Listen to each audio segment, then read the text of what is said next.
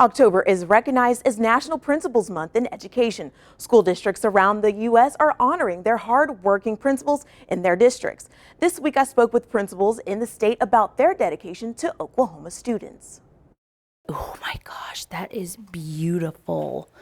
Great work. Students excel in school when they have passionate and skillful teachers. But who helps cultivate a culture in a school where both students and teachers thrive? That's so pretty.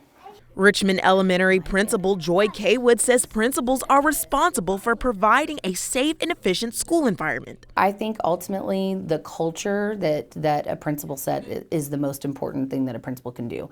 So a culture that encourages high levels of learning, obviously, but also a culture that makes school a place that people want to be. So I think about that often. How can I make this a place that my students want to be, but my staff also wants to be? And how can I help them enjoy the work that they do even more? Besides communication, relationships the next most important thing. It might be the number one, and then communication. They kind of jockey in between.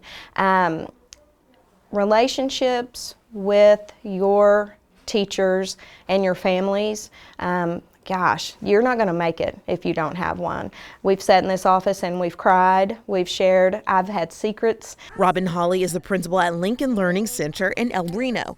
She says communication and teacher support are essential, and Lene Goucher at Hillcrest Elementary agrees. The first thing I talked to them about was finding the gold in each other, and when we're doing that, we're going to be our best for kids, and just having a positive atmosphere from the beginning. Everybody walks in that door. That's what I bring, and I'm just an encourager, and that's my strength. Elementary school principals in the Moore Public School districts came together to support their teachers by implementing response to interventions, or RTIs, in all 25 MPS elementary schools. It's something that we all do all over the state, no matter what district you're working in, but Moore Public Schools is special because our principals recognized a need for a uniform system for teachers to implement. So if a student is behind 40th percentile or below on our benchmarks that we give at the beginning of the year, they are then placed on RTI. And that just means that we're giving them a little bit of extra time, trying to fill those gaps. More schools track student progress in reading and math, and they share that information using universal systems of charts and graphs. They also loved the fact that it was uniform throughout the district. So if they go from one Moore Public School to another, which happens quite often, the kids are already set up. Edwards says that this system is the perfect way to encourage student academic growth and support teachers as they help students reach new goals. I think all of us would agree that our biggest job and our biggest, what we want to do for everyone, is to give students what they need when they need it. And this system is a great system, a great tool for that. One thing all of these Oklahoma principals have in common is they don't just sit behind the desk, they interact with students daily. What is your fall break plan?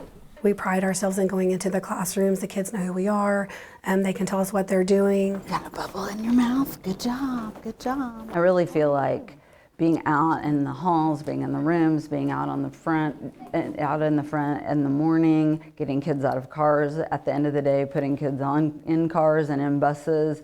That's a big part of my day. It's never boring. It's different every day. I mean, you can set a schedule, you can set your notes at the end of the day on what you need to get done for tomorrow, and when you arrive, you're going to do what the day tells you to do. So I think that's one of the fun parts about the job. It's not mundane, it's not boring, it's ever changing. We're always keeping up with, new standards, new curriculum, new teachers, new policies, and we're always trying to stay on our toes. Anderson and Hawley say one of the most rewarding parts of their job is seeing the impact they make in each student's life. One of the great things that we have always done here is at the end of the school year, the graduates from Deer Creek High School come and we clap them through the school and we celebrate them, and it's always so amazing just to see them walk in from the parking lot. I have a student, or I have a teacher here that was a student of mine when I taught second grade.